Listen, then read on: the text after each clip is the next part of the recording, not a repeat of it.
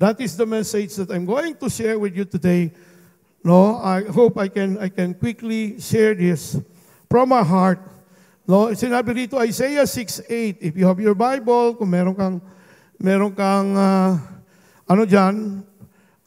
cellphone na may Bible, wag muna sa Facebook, doon muna sa Bible. Wag muna mag-status, ha? And I hear the voice of the Lord saying, "Whom shall I send, and who will go for us?" Then I said, "Here I am, send me." That's Isaiah. Kailan nangyari ito?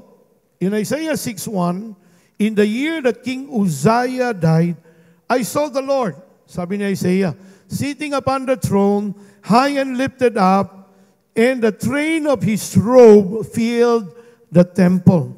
Meaning the presence of God filled the temple during the time na nakita ni Isaiah yung ating Panginoon. Now, when I read Isaiah 6:8, bago pa lang akong born again, this is one of the verses, 1986, when I got born again, this is one of the verses that I have memorized. No? Then I hear the voice of the Lord saying, "Whom shall I send?" King James pa ito ako na-memorize. "Whom shall I send, and who will go for us?" Then said Isaiah said, "Here am I, Lord, send me." So, nung nabasa ko ito, way back almost 40 years ago, nung nabasa ko ito, nagtataka ako eh.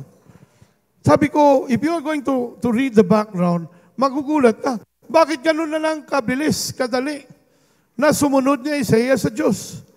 Bakit ganun na lang kabilis, no? Ang pag-respond niya doon sa tawag ng Diyos sa mga workers. Bakit ganun na lang, sinabi na lang niya, "Lord, here am I, send me." Nagpaparinig lang, parang nagpaparinig lang ang Diyos eh. "Whom shall I send, and who will go for us?" It was a challenge. No, probably not only for Isaiah, but for those who are called, no, people of God during the time. Pero bakit? Bakit mabilis yung pag-respond niya? Bakit napakadali sa kanyang mag-respond? Usahay gani, di ba? Kita, dugay na tang Kristiyano, pero ingnon sa atong leader na, asa man imong devotional notebook? Kalot-kalot na. No, kasang, bisag way katol, kalot na yun. Ay, kalimot lagi ko. Asa naman ang imong memory verse? Di ba? Karon lang gani sa live class, no? No, karon lang gani sa live class, magsigig remind si Teacher Sheng, atong principal, magsigig remind, asa na ang inyong video? No? Para sa inyong memory verse. What's wrong? Ang uban sa tuwa, 15 na ka tuig, napuno na ka tuig, maglisod pa mga tagsunod sa Ginoo. Bisag balik-balik kung pa mo ng Matthew chapter 6 verse 33. Kung sa'yo na sa Matthew chapter 6 verse 33. Ha? For the wages is sin, for the wages of sin is death. Unsa nang Matthew 6:33 be? Ha? Seek ye first the kingdom of God and His righteousness, and all these things shall be added unto you. Seek ye first. Nganong mo absent pa maghapon kag Domingo lagi?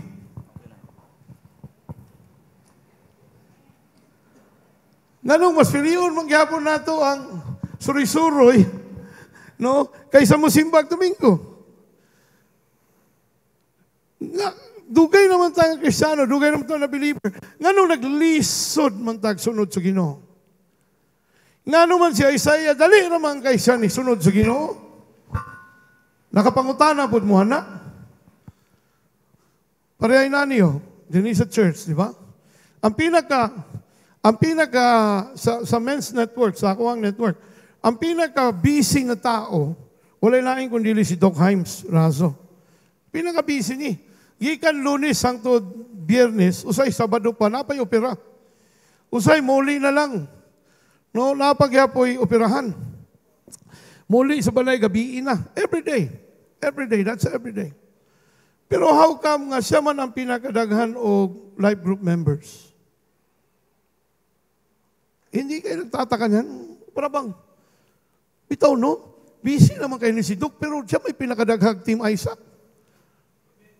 Unya, ang isa ka member niya sa Team Isaac, namunga na po ng isa ka life group, si Pastor Arnel, Dili Arnel Tan, Pastor Arnel Alcantara, namunga na po ng life group.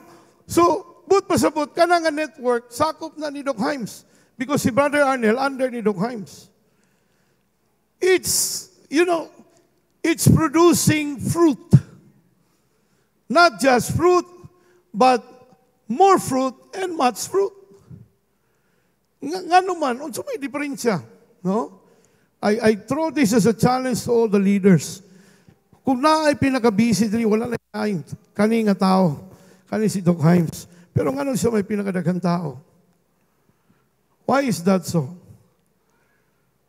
Why is Isaiah quickly and easily obey God?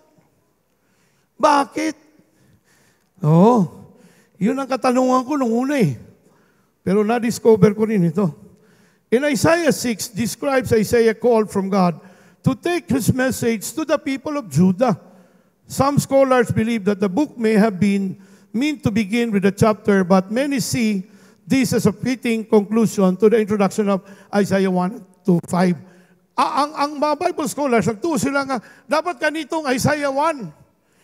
Pero they found out na Isaiah 1 to 5, kaning mauni siya ang beginning. Introduction lang tong Isaiah chapter 1 to 5. Kaning chapter 6, mauni siya ang beginning of the book. Why? Because this is where Isaiah obeyed the command of God. Kano sa ni nahitabo? This chapter is as if Isaiah is answering the question of what gives him the authority to tell the people of Judah for the coming judgment of the Lord. Because King Uzziah already died. Si King Uzziah namatay na.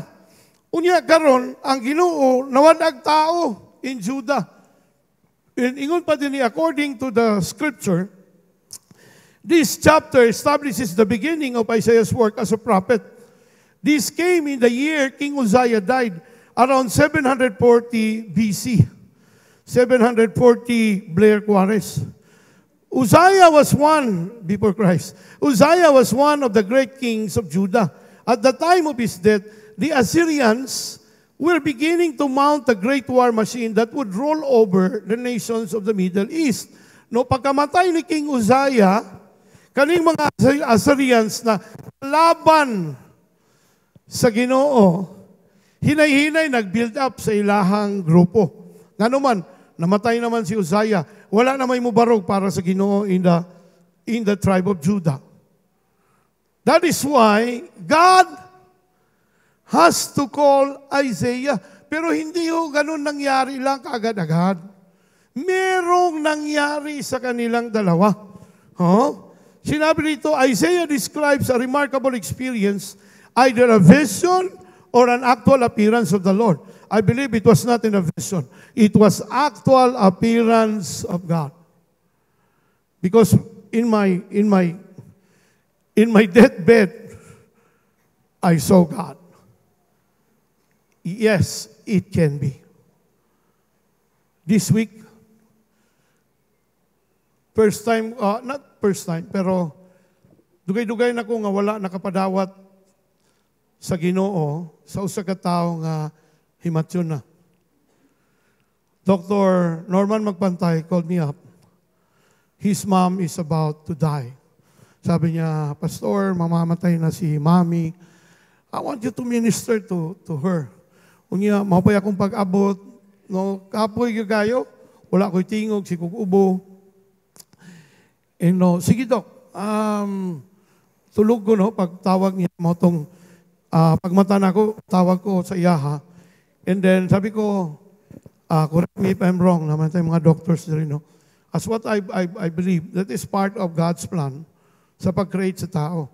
Nang katapusang mubiya sa ato ang lawas is our subconscious mind. Kahit clinically dead na yan, pero yung pag-iisip niyan, yung subconscious mind niyan, ay tumatanggap pa rin ng message. Nakakarinig pa rin yan. Sabi ko sa kanya, Doc, ano mo sa tenga ng mother mo, ng nanay mo. And then I started to speak. I started to encourage her. You'll be seeing Jesus today. You just call on His name because yun lang man requirement eh. Sinabi doon, those who call on the name of the Lord shall be saved. Even that katong kawatan nga naa sa cross, wala man to siya ningon nga, today I accept you, Jesus, as my Lord and Savior in my life. Wala.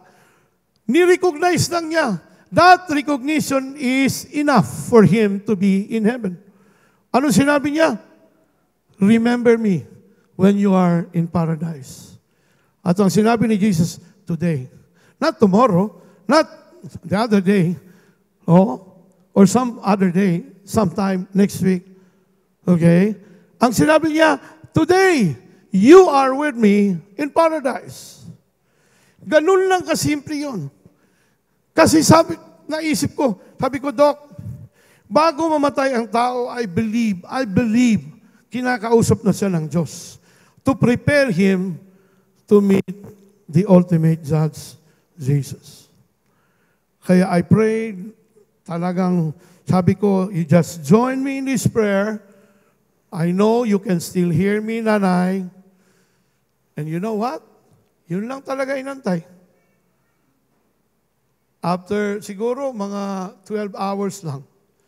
Then Doc Norman, grabe ang iyak ni Doc Norman, kita kami. Naluhoy ko sa iya, bakit? Si Doc Norman, pinangga na kayo sa iyang mama. Iyang mama nag-ambak-ambak na sa Y Gym Tuna. Nakita niya si Doc Norman nga nakadulag basketball. Because Doc Norman, club foot na eh. Kaana na siya, eskwela na Ateneo, ana na nilakwan. Pero nahimong varsity, kauban na mo. First game nila mo against Ateneo in Y Gym before, in the 80s. Talagang tumatalon yung nanay niya, tuwang-tuwa. Nung nanalo kami against Ateneo.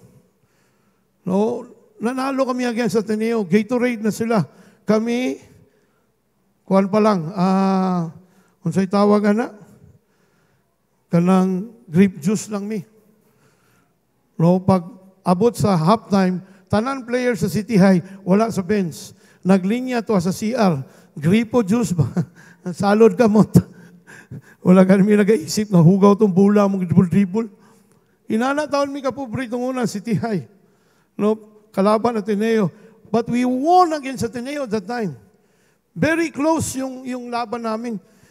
And because of that, natuwa yung yung mami ni Doc Norman Magpantay, ay nilibre kaming lahat. Tapos the next tournament, siya ang sponsor ng aming uniforme, yung DCHS Beavers. That's why I still remember her. Nung magkasama kami ni Doc Norman noon, kaya I prayed for her. Sabi pa niya, Ma, andito si Pastor Blair. Mas mayo na lang na kaysa katong membro na ako sa ingog nga namatay na ilang mama niya. Close po niya to.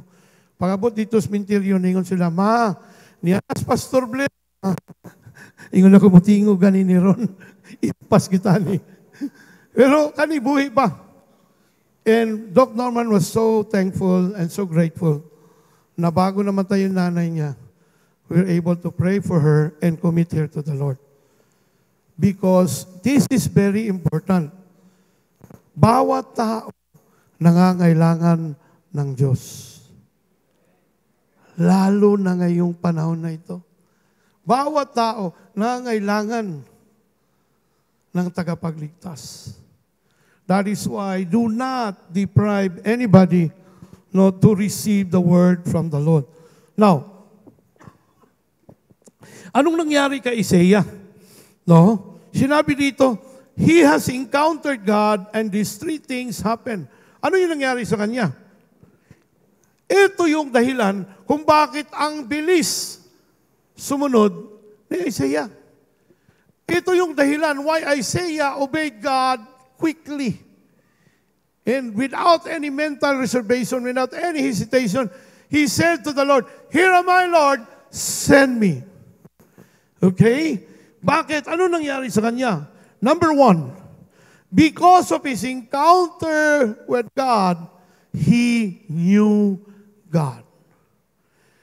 Tungod kay na sila encounter sa Ginoo, Nakaila siya sa Ginoo. Kinsa ang Ginoo? Isaiah chapter 6 verse 1 verse 4, sinabi dito, I saw the Lord sitting upon the throne, high and lifted up, and the train of his robe filled the temple. Above him stood the seraphim, each of 6 wings. With the 2 he covered his face, and with 2 he covered his feet. And with 2 he flew, and one called to one another and said, Holy, holy, holy is the Lord of hosts. The whole earth is full of His glory. By hearing that, by seeing that, Isaiah now started to know who God is. He is a holy God. He is high and lifted up above all the earth. Doon niya nakilalang lubos kung sino ang Panginoon sa buhay niya. Because God is Spirit. And only during the time in the book of Genesis chapter 1 hanggang chapter 2 na nagpapakita ang Diyos sa tao. Only by that time. Okay? Nagpapakita ang Diyos in a form of an angel. Pero dito talagang alam ni Isaiah, ito yung Diyos. Ito yung Diyos na pinag-uusapan ng karamihan. This is the God that we are looking for. I'm privileged enough. Grabe ba ka ng kalipay, bitaw? Murag ako nga nakakita ako kay Pastor Robert again in his own home. No, first time nga nakabisit mi sa ilang balay. Grabe akong kalipay. Wow! Katong mga kauban ako 1987, 2017, wala na ko sa nakauban karon. Ako rin nakato rito, dagang kayo nag-PM sa ko. Nako, brother, you are so blessed to see Pastor Robert again. Since then, wala pa naman siya nakuha. Ano niya, isa dito sa akong kauban nga naglehans kay Pastor Robert, si Bishop Lito, is already with the Lord. No? Last month. So, ikaw bitaw nga kanang makakita kag tao nga imong girespetuan, tao nga imong nibilib ka sa iyang kinabuhi, sa iyang prinsipyo, sa iyang pagka-leader, makita nimo siya in person, wow! Grabe! Daghang mga tao nga nagselos, ana. No? Murag og ikaw, nakapapicture ka ni Digong, katong presidente pa si President Digong, grabe, tanan nimong, kuan ba? My Day, imuhang Instagram, hangto dito sa imong FB page, puro picture with Digong, di ba? Because you're so proud. Nga ang presidente sa Pilipinas, nga dating mayor sa Davao City, imong nakauban, pa-picture dayon mo. Last na mong picture, wala pa man to siya na presidente. No, nag-uban mi dito sa Cagayan de Oro, pag-dedicate sa anak ni Attorney Aimee Neri. So, kami man to nag-dedicate. Dito lang to, pero kanang presidente na bitaw siya.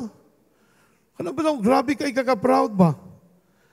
How much more kung Ginoo ang imong makitaan?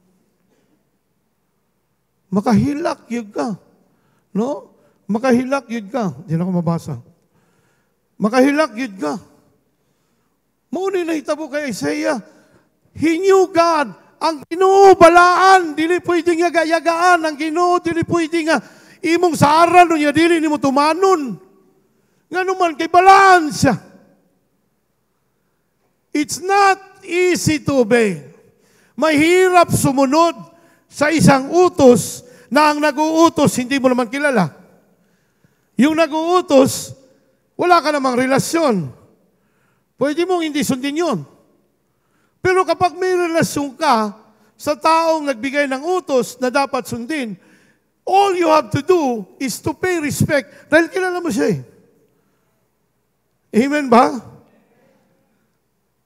Mura good kung inani, nga nabitaw, na ubang mga leaders, mga sa kundi ilang universitas na nugo, ani. Kabalo ko ba na ay mga ingulana nga reaksyon ba, bisag iba mamutugan. Pandamay. Ako pag ginatunan, kundi lang universitas ba na. Ano man, kauna-huna ka ba nga katong wakay pamasay, ako'y naghatag sa imo, hindi ka nga, Sus, kundi lang ginisitat. Ingon, ana ang pag-respond ni Isaiah. Without any mental hesitation, without any reservation. Bakit?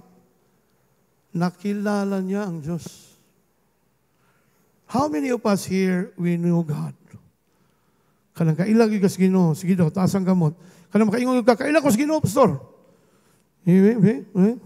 Hala, salamat sa Ginoo, 5 lang kabuk. Kaning uban, ang isa na ilan ninyo, ang yawa. O pastor, yawa, mas isang samog good. Habalo ka? Kung kailag ka sa Ginoo, kung unsa iyang gisugo, dapat imong tumanon. Una, walang ka kaila, nagin mo yung relasyon. Amen ba? Bisag unsa kalisod ang iyang ipabuhat sa imuha, imong sundon nga naman, naman mo yung relasyon. Especially if Jesus will give you a command to go and make disciples of all nations. Okay. First, he knew God. Second, ito yung matindi. Nakilala niya ang Diyos. Balaan ng Ginoo. Diba? Dili kinahanglan bugal-bugalan. Kinahanglan seryosohon ng Ginoo kay balaan siya. He is the ultimate judge. He is fair to everybody. Muna dili, he doesn't deserve our yes and then later no. Our yes and then later Indian. Di ka mo sipot. No, he doesn't deserve that. That is disrespect towards God. We have to understand that. Usahay man good, kanang ginatawag na sin o familiarity bitaw, kanang familiar na kayo sila sa Ginoo ba? Tanawa to mga disciples una, familiar na kayo, Jesus, please stay and pray because I'm going to communicate to my Father. Pagbalik niya, tulog. Nga naman, familiar na kayo. Sa sige ko banuban, suhito na ba? Nawala na ang respeto. Nga naman, kay amigo naman kayo, close naman kayo. It's a sin against God. Familiar spirit is a sin against God. Pag wala kay respeto sa imong ginikanan, imong mamagpapa, kuuto na lang imong lubot, wala kay respeto. Diba? Hubuan imong shorts, imong papa, pag makita ang brief, kasi kagkatawa, wala kay respeto. That is sin of familiarity. Because bisag unsa mo ka-close, you have to maintain your respect, your reverence towards God. Amen ba? Usahay, pag ginagmay lang ang panalangin, dili lang kakapasalamat, nga naman, pamilyar naman kayo. Ay, gingon naman sa Ginoo na, hindi naman kinahanglan pasalamatan. Ura ba katong nag-viral ba, no? Ako may nag-antos o eskwela. Ako may naningkamot para makabasa. Anong iapil-apil mo Ginoo? My goodness. Kung tanggalon ni mong Ginoo sa imong kinabuhi, you will go to hell straight. Amen ba? Kung tanggalon ng Ginoo sa atong kinabuhi, I don't know. Gubot pa sa lukot ang imong kinabuhi. Now, number 2. This is very important. Because Isaiah knew God, because of that encounter with God, personal encounter with God, he started to knew himself. Ngayon na-realize niya, halak ka! Ang Ginoo nga balaan, akong nakitan. Nagpakita sa kuwa, unsa lang man ko, tanawa yung gisulti, woe to me! I cried, I'm ruined, for I am a man of unclean lips, and live among the people of unclean lips, and my eyes have seen the King. Hallelujah. Dapat ingon na ito ang ma-realize. Pag naay giayo sa Ginoo sa members sa itong pamilya, makaingon kita, Lord, we don't deserve this. But we have seen the power or the manifestation of your power. Glory to your name. Dapat ingon ana atong reaction ba? No, pareha kay Isaiah, ingon siya, Lord, ano bang, ana siguro siya, ngano nakita man ako ni, maglisod ko ani. Lord, who am I? I am a man with unclean lips who lives among the people, in the middle of people, who has unclean lips also. But ingon din na, then one of the seraphim flew to me with a live coal in his hand, which he had taken with tongs from the altar. With it he touched his mouth and said, see, this has touched your lips. Your guilt is taken away and your sin atoned for. Hallelujah. Nung na-realize ni Isaiah, gaano siya karumi, gaano siya makasalanan, then the Lord cleansed his lips. Every time we encounter God, we will always give that reverential fear for God. Wala ka nahadlok tungod kay ang Ginoo silutan ka. Wala ka nahadlok tungod kay ang Ginoo hukman ka. No. Ang imuhang kahadlok, inubanan na sa respeto nga naa sa iyaha. Murag ka, remember ko itong una, ko maningkamot, di ko eskwela ba? Di ko magbinuang. Kaya nga naman, maluoy ko sa kong papa, grabing paningkamot og trabaho. Kung magadik-adik ko, maubang ko ng akong mga kaila, ng mga adik, luoy kay akong papa. Wala ko nahadlok tungod kay kulatahong ko niya ako, mag-adik-adik ko. Nahadlok ko, it's because dapat kong maulaw sa iyaha kay ginabuhat niya ang tanan para lang makahuman kong eskwela. That is what we call reverential fear.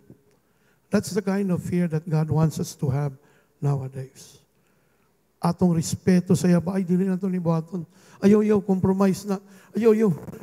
No, maulaw tas Ginoo. Nag-provide ang Ginoo tanan. No, iyan ang gi-provide para diha. Ang ato paghihapong mag-under the table, yapon ta. No? We, like Isaiah, he realized who he is. And then the Lord touched his lips with a live coal. Nagbaga-baga nga unsay tawagan na? Nagbaga-baga nga uling. I cannot imagine, no? Hearing their voices proclaim the pure praise of the Lord, Isaiah is overwhelmed with his unworthiness to be in such a place. Dito niya na-realize, ang mga anghel naga-worship sa Ginoo, saying, Holy, holy is the Lord Almighty. The whole earth is filled with your glory. Na-realize niya, wow, ingon ani ko ka makasasala, ingon ani ka dunot ng akong kinabuhi. That's why he repented before God, and God cleansed his lips. Instead, one of the seraphim flies to him and touches Isaiah's mouth with a call from the altar.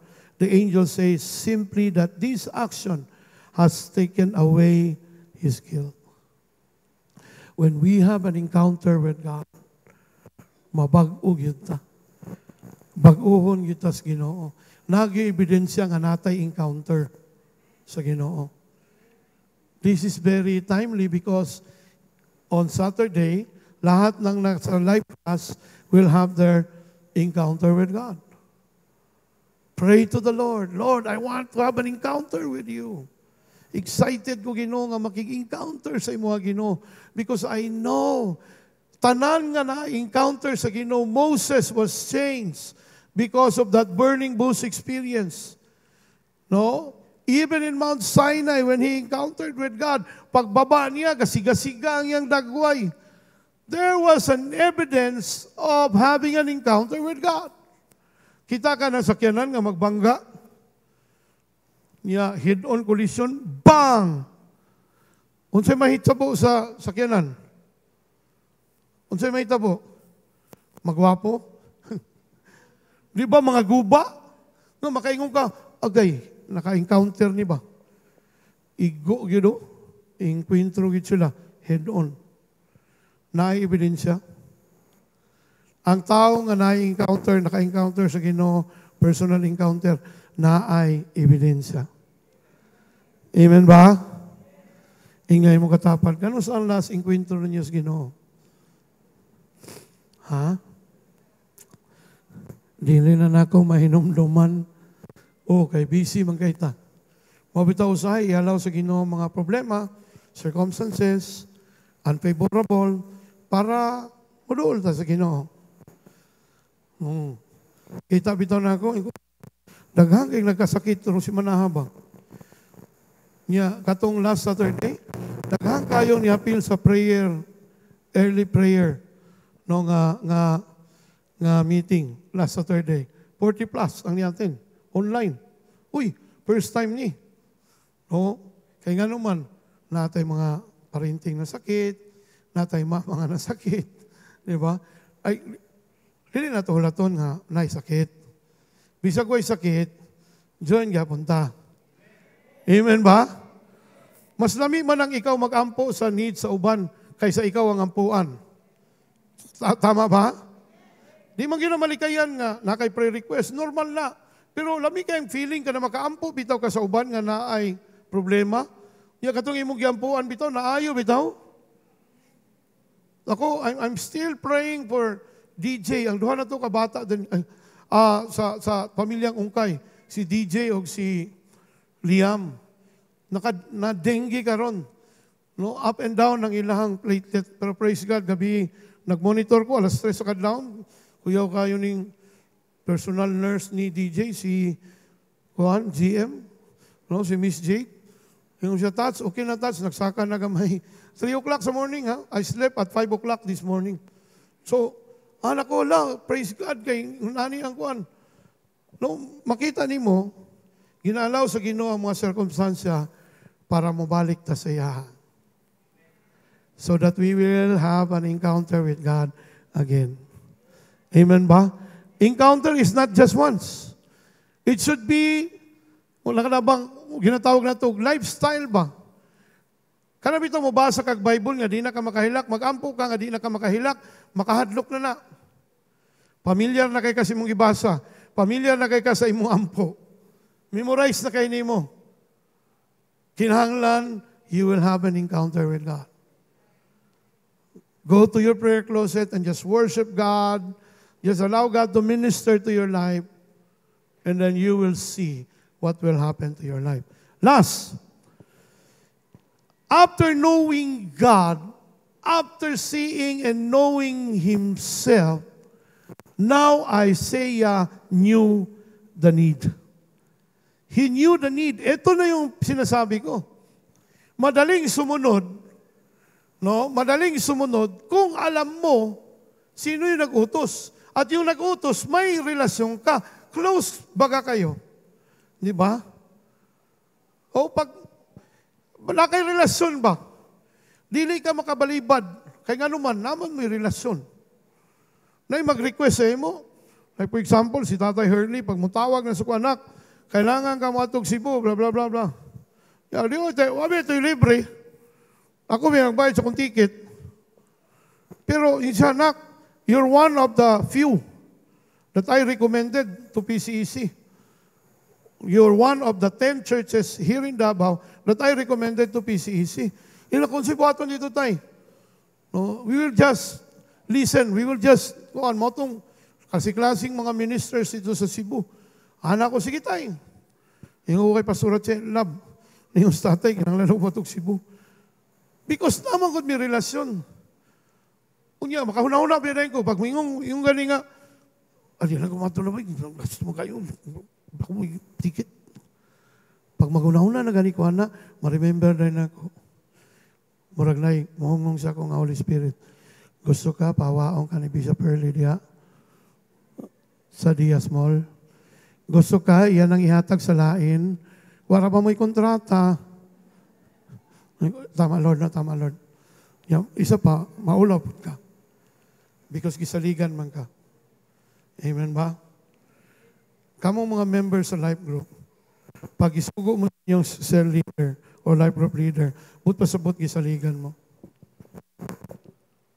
Kang leader, hindi mo na pataka o sugo sa kataong di kasaligan. Muna si Doc, kabalugid siya. Ikaw, Doc, ikaw magkuha na ni Doc. Sige, Tats, tuloy lang ko. Kabalong ka nga, no? Kanang mga ipang-appoint na ko na magwali din eh. Wala na ako sila i-appoint din eh, kaya para sablay pa lang niya na sila. Makawali pa lang niya pangkulto. Di ba? Pwede na ako naisipon. But I trusted them. I know their hearts. I know them. Kaya ikaw, pag isugo ka sa imong leader, gi-request ka sa imong leader, but pasabot, gisaligan ka. Kung ikaw, gitawag ka sa Ginoo, na ay ginastorya ang Ginoo sa imuha, nga kanang imong office mate, pasiran sa imuha, kanang imong maestra nga close kay nimo, nga ikaw ang presidente sa klase, ningon ng Ginoo, share na imong maestra, di lagi na mo balibad. Ngano mang gisugo ka sa Ginoo, nagsalig sa nimo. Inay mo katapad, gisaligan ba yagi ka sa Ginoo? Ha? Mauna si Isaiah, wala gid siya. Pero kanina timani ha? Only after this does Isaiah hear the voice of the Lord. Dugay na siya, nasa Judah. Pero wala niya nadungog ang Ginoo, ano man. Only after his personal encounter with God that he heard God. Only by this time that without any mental reservation, without any hesitation, he obeyed God. Only after he saw and heard God. Dagan sa tuwa, dugay na tang gitawag sa Ginoo ba? I'm not talking about full-time ministry, no? Dili na pasabot na ako. Akong pasabot, dugay na kang gitawag sa Ginoo kay gusto kanya gamiton kung asa ka. Gusto kanya gamiton, gusto niya mag-manifest sa iyang gahom sa imong kinabuhi kung magpagamit lang ka. Naay masakiton nga kauban ni subsina, imo lang ang puan, di naman ikaw muayo. Ginoo ang muayo. Amen ba? Ingano kaniha? Isaiah knew the need. What was the need? What was the need? Ano ba ang verse na sinabi rito? Okay? Murang nagdali na niya ito ang projector ko. Isaiah 6:8, di ba? I hear the voice of the Lord, whom shall I send and who will go for us? What was the need? Workers, laborers, messengers. Because King Uzziah already died. No one will replace King Uzziah. Actually, in this context, hindi pa ito about missions. Hindi pa ito about reaching the Gentiles. This is just reaching the Jews who are in Judah. Mabigat yun. Ang papalitan, masyadong malaki yung sapatos ni King Uzziah na papalitan ng neophyte na Isaiah. Bago pa lang siya because this is, according to the scripture, this was the start of his ministry as a prophet to the nation, particularly in Judah. So baguhan siya ni. Wala siya experience. Unya siya may magsunod ni King Uzziah, pwede kayo siya mabaliban. In Jesus' name! Pwede cute, di ba? Pero nga nung wala siya ni balibad, kita man siya sa Ginoo. Encounter man siya sa Ginoo. Nakaila siya, kinsa ang Ginoo ngayang yalagaran. No more buts, no more ifs. Because he knows that the God whom he is serving is faithful. How well did you know God? Unsa gyud nimo kakailang, Ginoo? Kundi ba mag-provide ang Ginoo sa imong request or prayer request? Kundi ba siya motubag? Ginoo gyapon siya sa imong kinabuhi?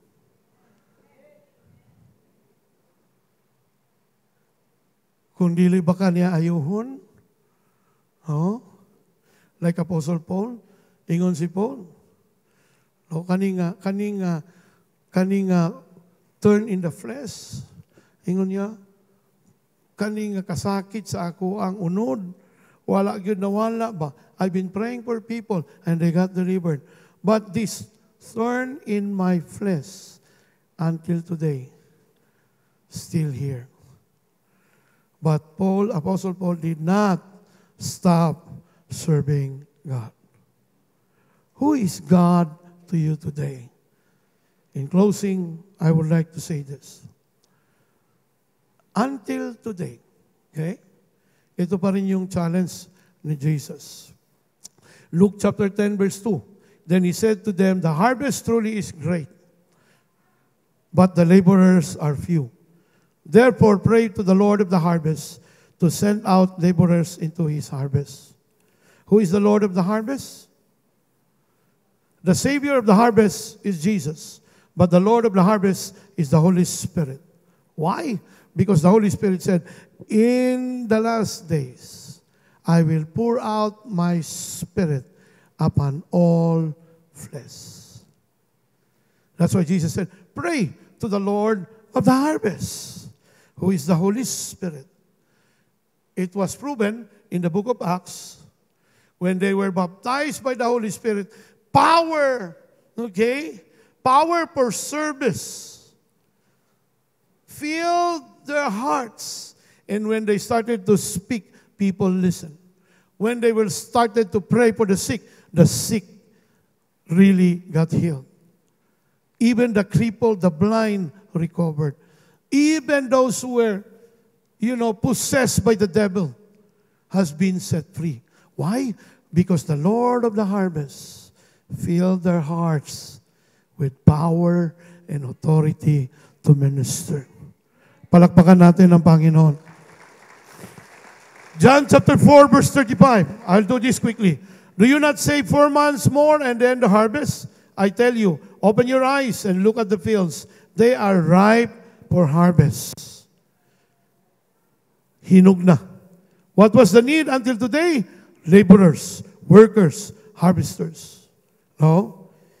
Na mayong balita karong adlaw na ang Ginoo nag-provide na og mga laborers and harvesters. Og ang iyahang gi-provide kanang imong katapat karon. Lingian na imong tapat. Praise God, ikaw ang gi-provide sa Ginoo to be one of the laborers or workers and harvesters. Mark chapter 4, verse 29. As soon as the grain is ripe, he puts the sickle to it because the harvest has come. Naka-experience ko paano mag-harvest. No, sa among gamayng humayan itong una. Naiusa ka kwadrado, ingon akong lolo. Hala, buyet, ikaw mo'y mag-harvest ana.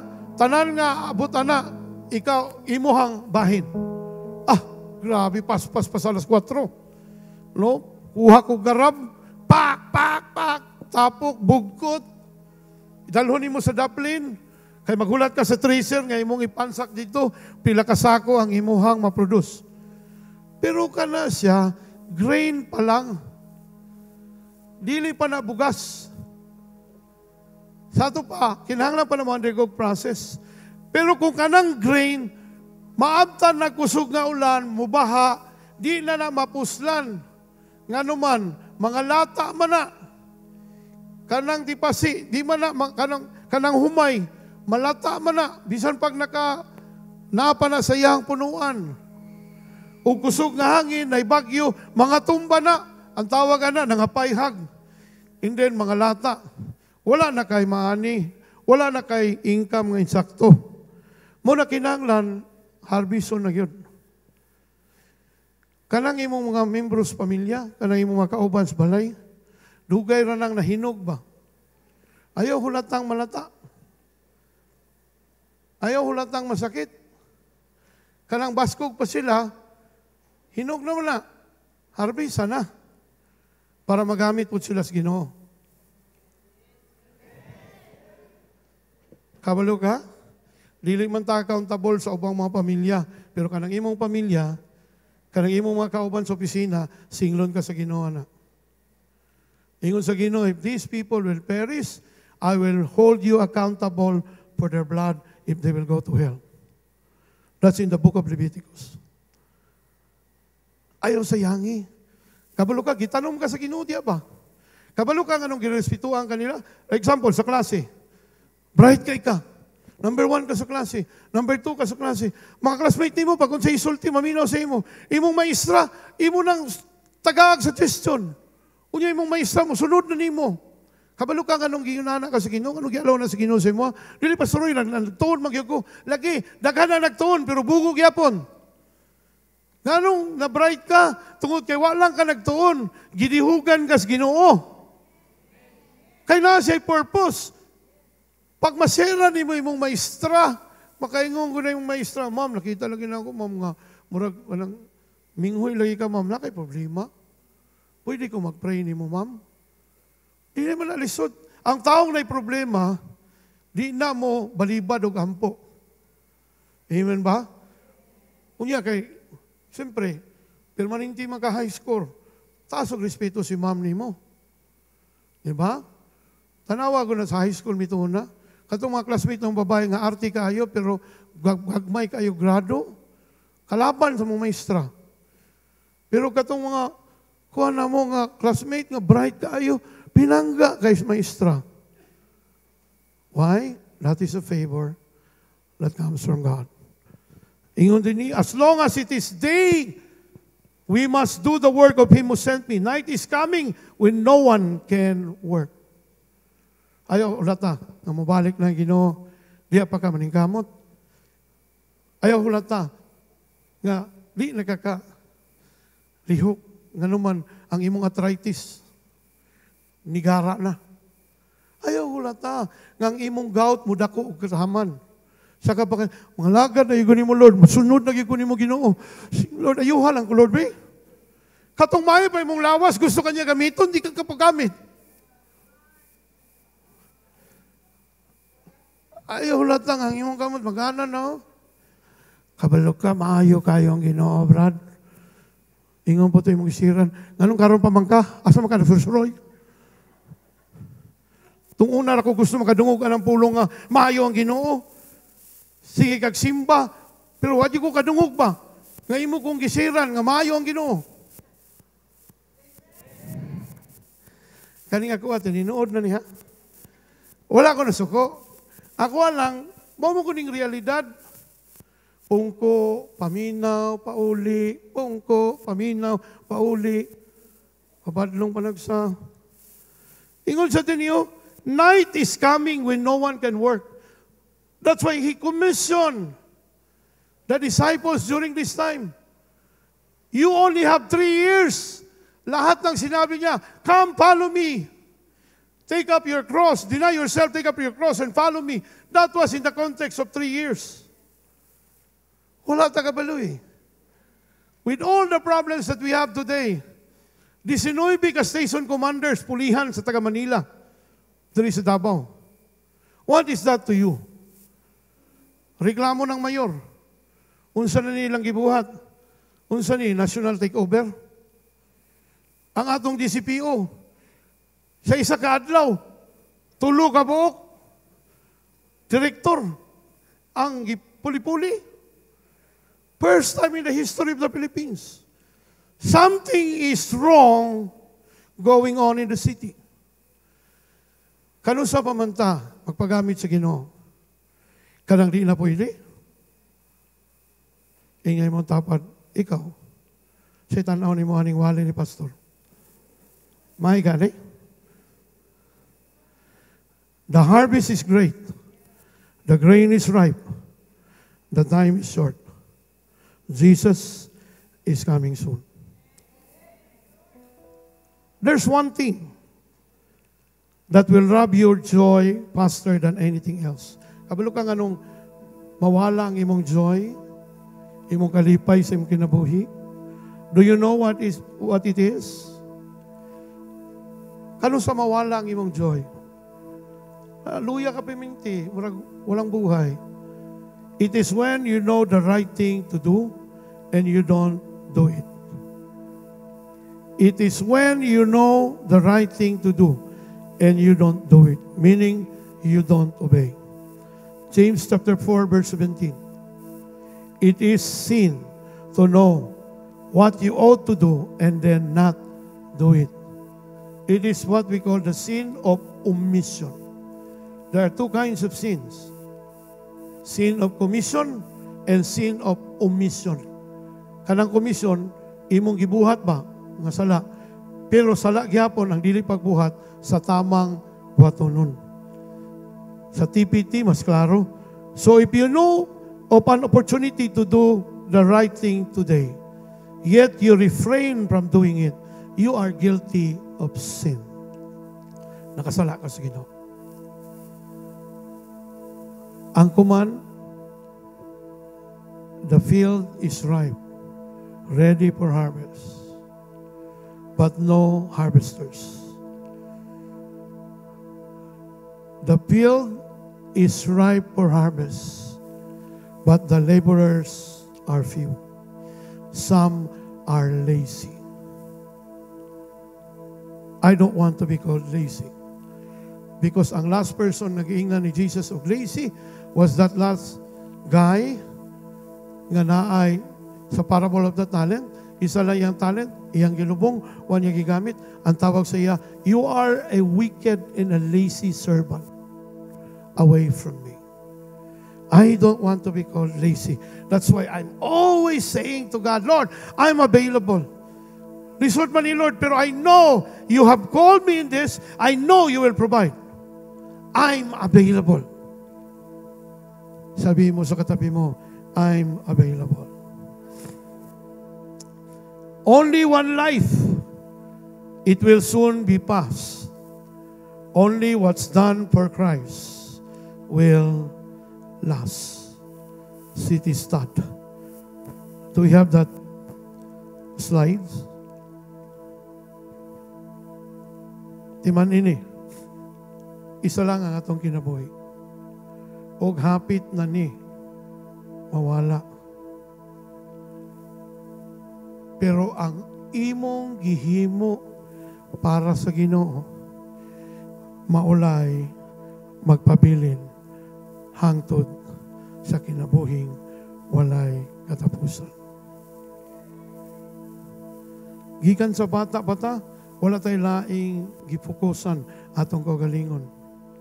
Kahuman lang kong eskwela, makahumang kong eskwela, karon nakatrabaho lang ko, puro ako. Tanan para sa imo.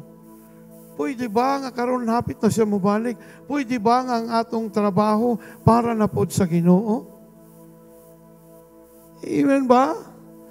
God is not requiring us 100% to serve Him. He is just requiring us even 20% of your time. You spend it with the Lord, reaching to those souls outside who are marching towards hell. We have a tagline like this: empty hell and populate heaven. Let's bow down our heads and pray.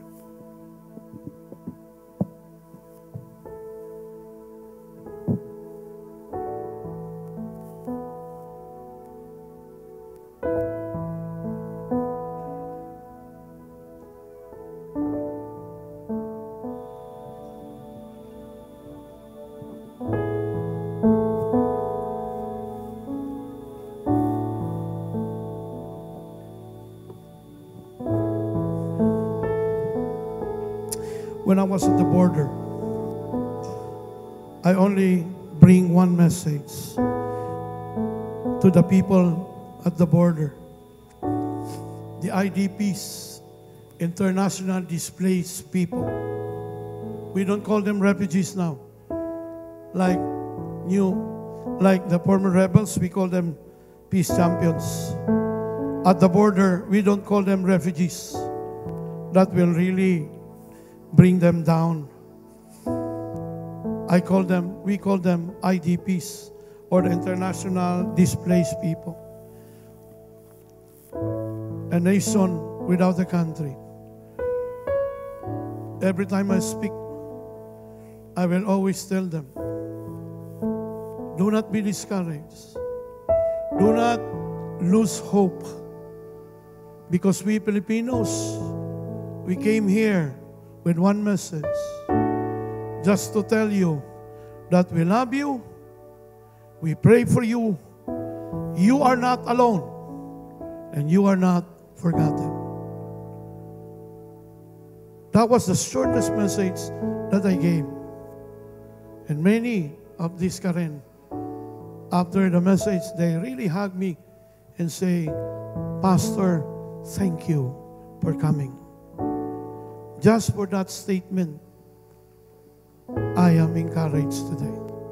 to continue. The Lord can use us, starting from our Jerusalem, our family, to Judea, our neighbors, to Samaria, to our communities and villages, even in our offices, in our business associates. That is our Samaria. And lastly, God can partner with us to the ends of the earth. I want everyone to bow down your heads and close your eyes. I don't want to force anybody. But God is looking for partners. God is looking to and fro from the earth. He looks down to the earth, to and fro, looking for people who are willing to partner with Him. Because God will provide everything. Power, authority, provision. It will be provided, has been provided 2,000 years ago. All you have to do is to say to God, Lord, I am available. If you are that person who wants to partner with God in a very simple, very special way, I ask you to stand up. Do not stand up if you don't feel like committing to partner with God. Only those who are willing to partner with Him. You will not be sent in the field. You will not be sent untrained. You will undergo training in the church. We are doing a roadmap in the church. Do not be afraid. Ayaw kahadlok. Kay bansay-bansayon, tas Ginoo, dari sa atong simbahan. Pero kung willing ka, stand wherever you are. I'm not talking about full-time. No. There's no such thing as full-time or part-time, Dennis Kalibutan. When we serve God, we are doing it with all our hearts, whether full-time or part-time. Sige, palihog. Ingon ka sa Ginoo, Lord, gusto ko magpagamit nimo. Wala ko kabalon saon, but Lord, I'm willing to partner with you. I'm available. Hallelujah. Thank you, Jesus.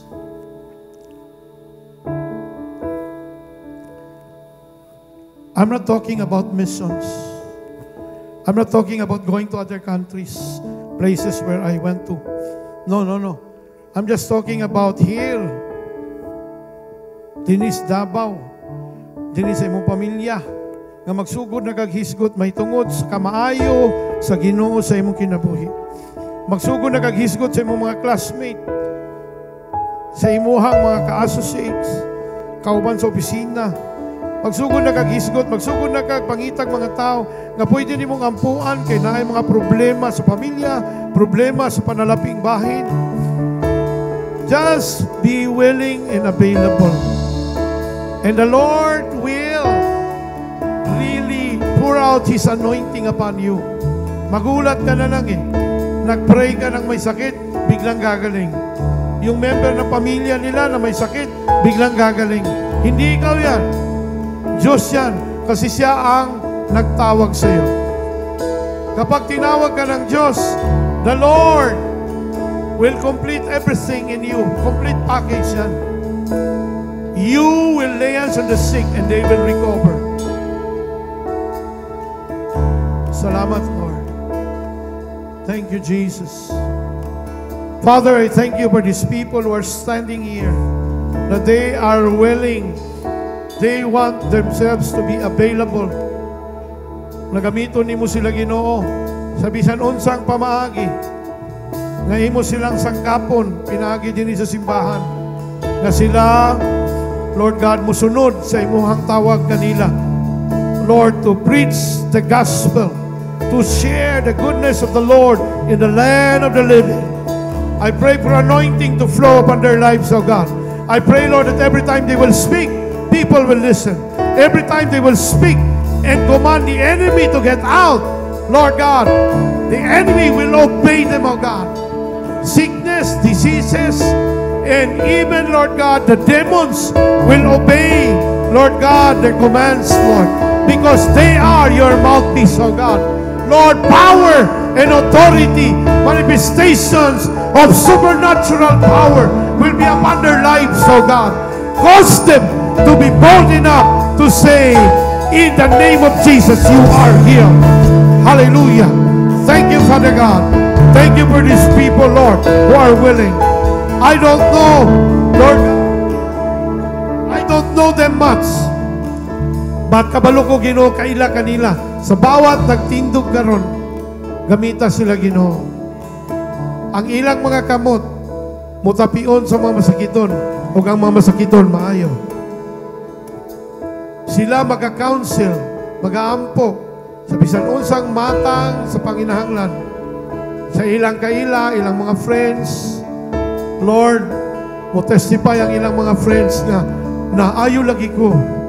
Nag-provide yun lagi ang Ginoo after kaniampo. After kaniampo, nigaan ang ako ang kasing-kasing. Nigaan ang akong pagbati. Taliwala sa akong kasubo. Those kind of power resides in them today. And Lord, I declare that these people are your laborers, messengers of God, and workers in the kingdom of Jesus Christ. We thank you, Lord. Bless them. Bless their families, oh God. Give them great and marvelous testimonies in their lives, oh God. Make them a good example. Protect them. Provide their needs in Jesus' name. We thank you, Lord, in the name of Jesus. Amen and amen. Palakpakan natin ang Panginoon.